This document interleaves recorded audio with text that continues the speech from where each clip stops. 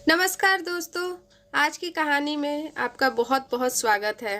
आज की कहानी बहुत ही दिलचस्प और बहुत ही रोमांचक होने वाली है, तो बने रहिए आगे की पूरी कहानी में। सबसे पहले तो कहानी को पसंद करने के लिए कृपया करके लाइक का बटन दबा दीजिएगा अगर कहानी आपको पसंद आए तो। और जिन्होंने भी चैनल को सब्सक्राइब नहीं किया है, चैनल को भी सब्सक्राइब कर लीजिएगा और बगल में बेल के आइकन का घंटा है उसे भी क्लिक कर दीजिएगा ताकि मेरी वीडियो की सारी नोटिफिकेशन आपके पास पहुंच सके और हर रोज़ अच्छी अच्छी कहानियां आप सुन सकें। तो चलिए दोस्तों, आज की कहानी शुरू करते हैं। एक स्त्री थी, उसे बात बात पर बहुत ज़्यादा गुस्सा आ जाता था। उसकी इस आदत से उसके पूरे परिवार वाले बहुत परेशान थे। ये कहा जाए कि उसके परिवार वाले ही नहीं, उसके आस पड़ोस वाले भी बहुत परेशान थे। उसके बच्चों का तो बुरा हाल था इस आदत से। उसकी इस वजह से उसके परिवार में हमेशा लड़ाई झगड़ा होते ही रहता था और उसके परिवार में कलह का माहौल बना ही रहता था। कि तभी एक दिन उस महिला के दरवाजे पे एक भले संत, एक साधु आते हैं। महिला ने उस साधु को कुछ भिक्षा दी और साधु से बात बात में अपनी समस्या बताने लगी। उस महिला ने उस साधु से कहा, महाराज, मैं बहुत ही व्याकुल हूँ और बहुत ही कष्ट में हूँ। साधु ने कहा, क्या हुआ बच्चा, आप अपने मन की बात मुझे बताइए। तो उसने कहा, महाराज, मैं क्या करूं, मुझे बहुत जल्दी ही बात बात पर गुस्सा आ जाता है। मैं ना चाहते हुए भी गुस्सा करने लगती हूँ। मैं खुद पर नियंत्रण नहीं रख पाती। मैं चाह कर भी अपने गुस्से को नियंत्रण में नहीं रख पाती। इस कारण से मेरे घर में बहुत ही कलह कलेश होता है। इस कारण से मैं बहुत तकलीफ में हूँ। मन में बहुत ही कष्ट होता है। महाराज, कोई उपाय हो तो बताइए। साधु ने कहा, अपने झोले से एक शीशी निकालकर उसे दी और बोला, देखो, तुम्हें जब भी गुस्सा आए ना, कुछ ज़्यादा नहीं करना है। बस इस शीशी में जो दवा है उसे 4 बूंद निकालना और अपनी जिह्वा पर डाल लेना। वो स्त्री बोली, अच्छा महाराज, इससे क्या होगा। साधु ने कहा, पहले तुम इसे अपनाओ, फिर बताना कि इससे क्या होता है। जब भी तुम्हें गुस्सा आए तुम इसकी 4 बूंदें अपनी जिह्वा पर डाल लेना। और हाँ सुनो, जब भी तुम इस दवा का यूज़ करो, मतलब जब भी तुम इस दवा की 4 बूंदें अपनी जिह्वा पर डालो, तब 10 मिनट तक दवा को मुंह के अंदर ही रखना है। 10 मिनट तक मुंह तुमको नहीं खोलना है, नहीं तो यह दवा बिल्कुल भी असर नहीं करेगी और तुम उसी तरह से गुस्सा करने लगोगी।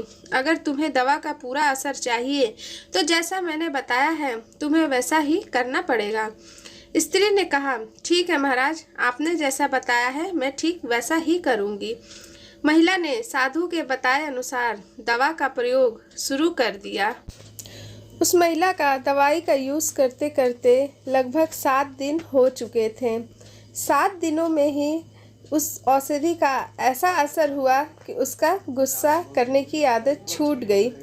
7 दिन बाद वह साधु फिर से उस महिला के दरवाजे पे आए तो उस महिला ने उनके पैरों पे गिर पड़ी और कहा, हे महाराज, आपकी दवा ने तो मेरा जीवन ही बदल दिया है।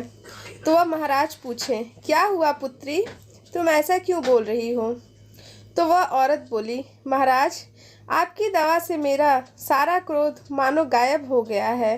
अब मुझे किसी बात पर क्रोध नहीं आता और जब भी मुझे किसी बात पे क्रोध आता है तो बस मैं वही दवाई अपने जिह्वा पर 4 बूंद ले लेती हूँ और इससे मानो मेरी क्रोध करने की आदत ही छूट गई है। महाराज जी, अब मुझे गुस्सा नहीं आता और पता है आपको, मेरे परिवार में मेरे गुस्सा ना करने से भी बहुत ही शांति का माहौल रहने लगा है।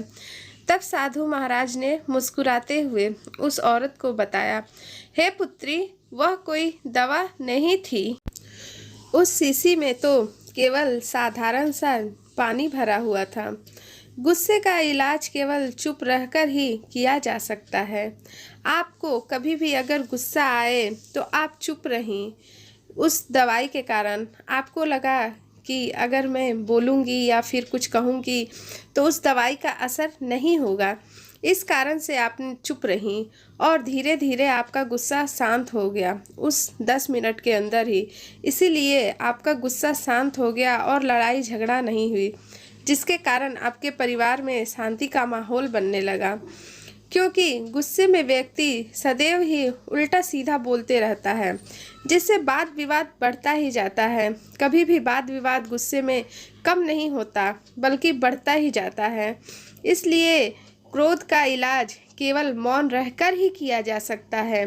अगर आप क्रोधित हैं तो उस समय बोली गई कोई भी बात आप गुस्से में बोलते हैं, और गुस्से में बोली गई कोई भी बात सदैव ही अच्छी नहीं होती।